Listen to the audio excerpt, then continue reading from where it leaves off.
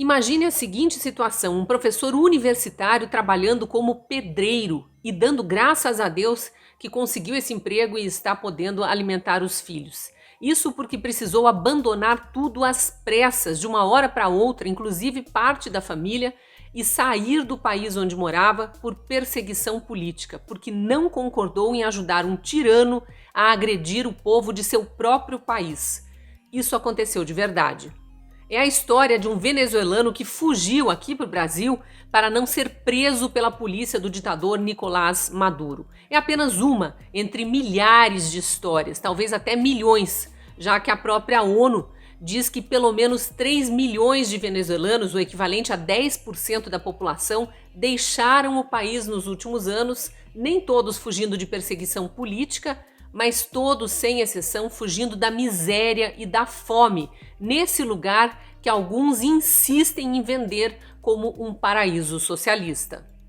Eu sou a Cristina Grêmio, colunista da Gazeta do Povo, e no vídeo de hoje vou contar a história desse professor para alertar os distraídos que aceitam atitudes inconstitucionais e autoritárias de governantes ou de juízes sem perceber que a perda da liberdade é o início da tirania.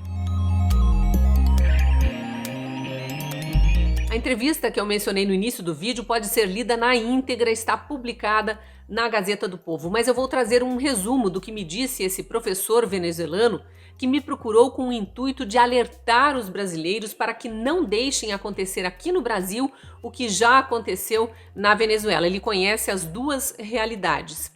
Ele traz lições importantes. Essa entrevista, o depoimento dele, traz lições importantes numa semana em que vimos o STF, ministros do STF, avançando sobre liberdades individuais, sobre a liberdade de expressão e a imunidade parlamentar.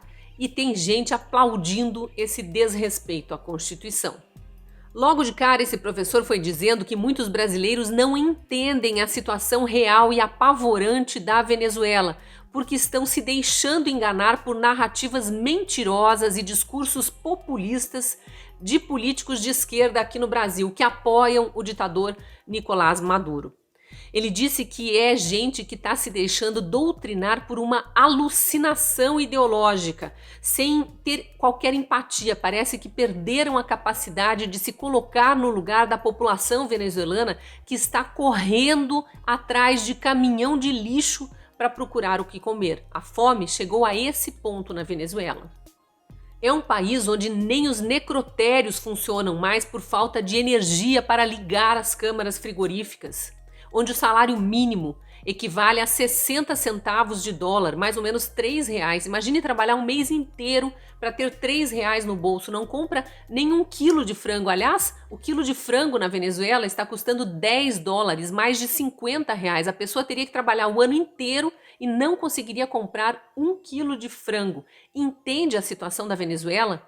Entende que esse socialismo venezuelano é uma mentira, não socializa nada, só a pobreza, nivela todo mundo por baixo. É usurpador dos direitos da maioria em benefício de poucos. É tirano, é violento além de tudo. Mas bom, vamos à história do professor universitário. Ele tinha um outro emprego, porque lá quem consegue tem 2 empregos para tentar ter uma renda extra. O outro trabalho dele era como agente penitenciário, só que em determinado momento o país começou a se afundar tanto na recessão que os protestos, as manifestações eram diários e em número cada vez maior. E aí a Polícia Nacional precisou de reforço. A ordem foi para que os agentes penitenciários entrassem para a força de segurança, que eles chamam, para ajudar a conter as manifestações. E eles tinham ordem também para agredir se fosse preciso, tinham que dispersar os manifestantes.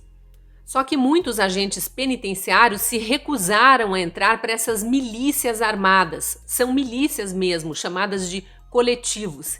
E são milícias porque fazem parte dela também presos que começaram a ser soltos, presos criminosos. Foram soltos e armados pelo Estado, pelo governo do ditador Nicolás Maduro para ajudar a compor as forças de segurança. Esse agente penitenciário foi um dos que não concordaram em sair do trabalho comum que ele tinha de segurança para proteger a população dos criminosos e se juntar aos criminosos para atacar a população. E ao não concordar, ele passou a ser perseguido. Tiraram os documentos dele, roubaram a carteira com cartão de banco, dinheiro, ele não podia mais sacar nenhum dinheiro, pouco dinheiro que tinha. Pegaram o carro dele, foram até a casa e botaram fogo. Se ele não saísse às pressas do país, seria preso, porque foi acusado de traição à pátria. O crime dá 30 anos de prisão. Ele só teve tempo de pedir para um vizinho buscar as crianças no colégio, levar para ele até a rodoviária e, junto com os filhos, pegar um ônibus para o Brasil. E aqui no Brasil, eles passaram muita necessidade, sem contato nenhum com os parentes que ficaram na Venezuela, com medo de fazer contato e ser descobertos. Ele virou pedinte na rua até ser acolhido por pessoas verdadeiramente empáticas. Hoje eles estão bem dentro do possível, ele trabalhando como pedreiro, os filhos estudando, mas ainda, apesar de ganhar muito pouco dinheiro, tentando economizar para trazer os parentes que ficaram lá na Venezuela. A Venezuela segue nas mãos de milícias comandadas por um ditador que não tem qualquer respeito por democracia, pelo Estado democrático de direito. Nicolás Maduro fraudou eleições, é acusado também de corromper generais para ter o controle do exército. Ele tomou a Assembleia Nacional e sabe-se lá a que custo conseguiu o apoio da Suprema Corte venezuelana. Então ninguém mais acredita no judiciário, que manda soltar presos condenados, alguns deles muito perigosos, ao mesmo tempo em que manda prender pessoas inocentes, apenas por serem adversários políticos do regime ou terem se insuflado contra ordens superiores ou falado coisas com as quais o ditador venezuelano não concordaria.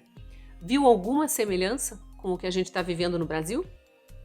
Eu não quero entrar a fundo na análise da política venezuelana, porque quem quer se informar de verdade já sabe que a Venezuela virou um inferno e não fica indo na onda desses políticos de esquerda aqui do Brasil que tentam amenizar os estragos provocados pelo populismo do ex-presidente Hugo Chávez, depois substituído por uma ditadura já pelo sucessor dele, Nicolás Maduro. Tem muita fonte de informação disponível, vídeos no YouTube, relatos nas redes sociais, a própria mídia estrangeira, já que a imprensa venezuelana foi abafada, não existe mais imprensa livre na Venezuela, mas os jornais de outros países costumam cobrir e relatar o que está acontecendo lá. E tem também os relatórios da ONU, que eu mencionei. A ONU colocou observadores internacionais dentro da Venezuela que constataram a fome, a miséria, as dificuldades que a população estava enfrentando e a fuga em massa do país. Engraçado que esses esquerdistas que aqui no Brasil ficam dizendo que a Venezuela é um paraíso, são eles os primeiros a recorrer à ONU quando querem denunciar o que eles acham que é um desrespeito aos direitos humanos, mas agora dão as costas para o desrespeito aos direitos humanos dos venezuelanos.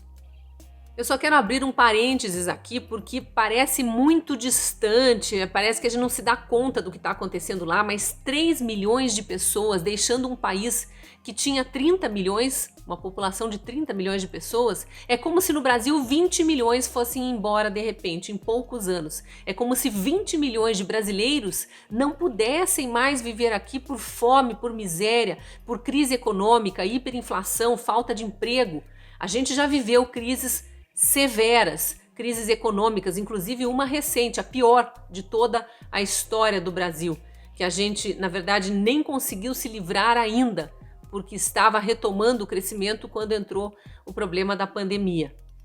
Mas a gente nunca teve, nem nesses momentos de crise severa, de crise econômica intensa, de hiperinflação, uma fuga em massa do Brasil como essa que a Venezuela tem registrado. É muito triste a situação do nosso vizinho ao norte. Mas por que eu digo que eu não quero me alongar na política venezuelana e quero falar do Brasil? Tudo isso que eu venho dizendo da Venezuela nesse vídeo, o exemplo inclusive do professor que precisou fugir de lá e se esconder aqui no Brasil, trabalhar como pedreiro para não ser identificado aqui, não aconteceu de uma hora para outra, serve de exemplo para nós. É resultado de anos e anos de políticas erradas que no início tiveram o apoio da população. Escolheram governantes que fizeram o Estado ficar gigante, estatizaram as empresas para que o governo fosse dono da maior parte dos empregos e tivesse a população na mão. O governo populista faz isso mesmo, se apodera de tudo, transforma as estatais em cabides de emprego, fica com os funcionários ali tendo que aceitar tudo que o governo impõe, vai sugando as riquezas do país, muitas vezes corrompendo os diretores das estatais, como aconteceu aqui no Brasil. Tem uma gestão irresponsável e, de repente, estão tomando até a liberdade das pessoas. A gente precisa lembrar que povo que não é livre, que não tem liberdade, que é ameaçado de prisão toda hora, é um povo que não se manifesta, que não tem voz nem força para dizer o que pensa. E aí a gente chega no Brasil deste início de 2021 para falar das atitudes arbitrárias do judiciário, especialmente no caso mais recente do deputado que foi preso porque falou demais e foi calado à força. Não vou entrar no mérito da decisão do STF, que é inconstitucional, fingindo não saber que os deputados têm imunidade parlamentar para ter mais liberdade de expressão ainda. Mas eu acho importante lembrar que não foi a primeira vez que o STF teve uma decisão contra a Constituição. Isso vem acontecendo há anos. Basta lembrar que em 2014 foi um ministro do STF, Ricardo Lewandowski, que, presidindo a sessão do impeachment da ex-presidente Dilma Rousseff, aceitou o que tinha sido votado ali pelos parlamentares, aceitou o impeachment dela, decretou o impeachment, mas não cumpriu o que manda a Constituição como punição para governantes que cometem crime de responsabilidade fiscal, como foi o caso dela. Manteve os direitos políticos da ex-presidente. Inventou regra que não está na Constituição. Foi um agrado para o grupo político que pôs no STF os atuais ministros, ou a maior parte dos atuais ministros.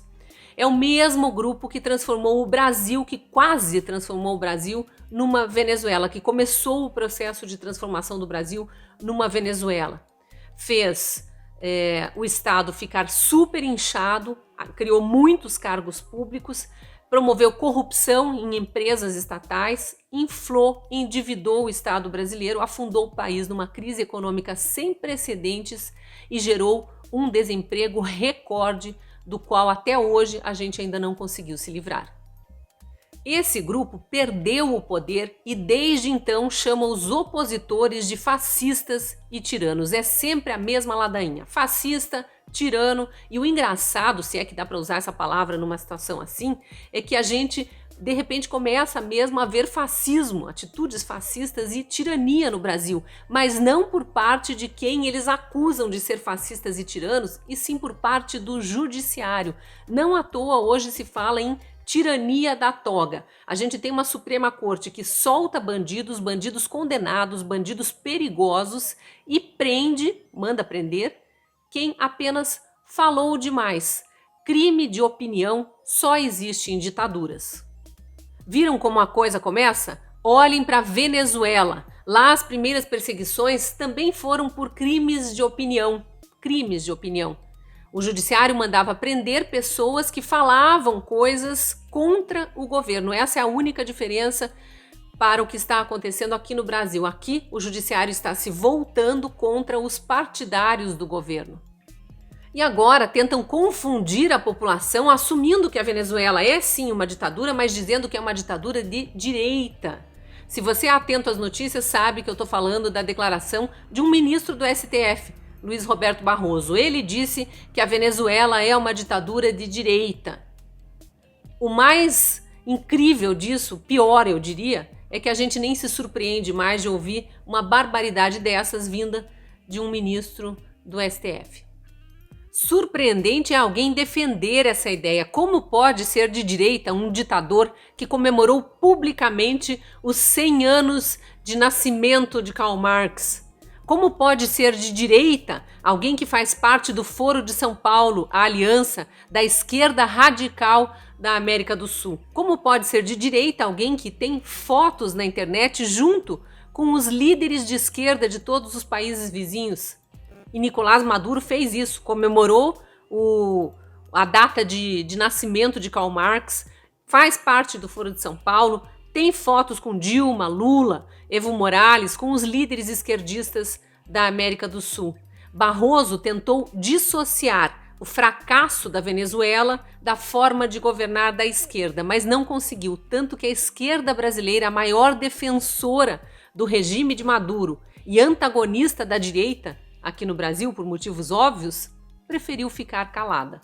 Mas ficou uma pergunta no ar: se o PT apoia abertamente a ditadura de Nicolás Maduro, e é realmente uma ditadura, até o próprio ministro Barroso reconheceu, e se é de direita, dá para entender que o PT apoia a direita desde que seja uma ditadura?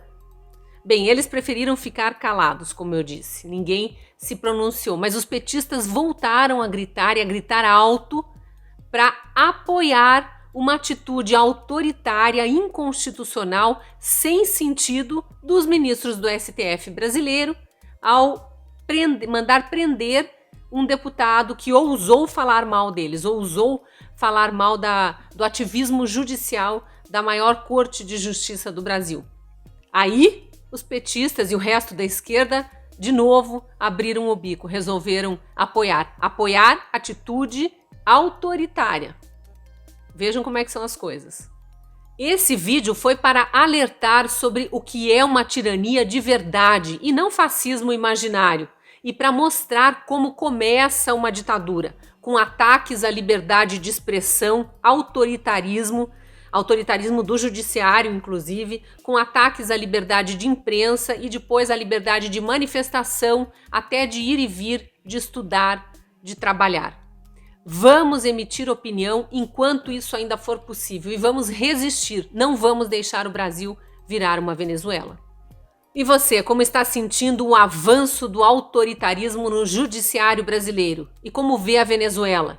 Deixa aí seu comentário. Se gostou do vídeo, curta, compartilhe. E se ainda não for nosso assinante, te convido a apontar a câmera do celular para a tela, para esse código que aparece na tela, e ter acesso a uma promoção de assinatura. Sendo assinante da Gazeta do Povo, você vai conseguir ler conteúdos exclusivos, assistir vídeos também exclusivos produzidos pelos nossos colunistas e ter acesso a todo o conteúdo jornalístico da Gazeta do Povo. Te espero lá na Gazeta.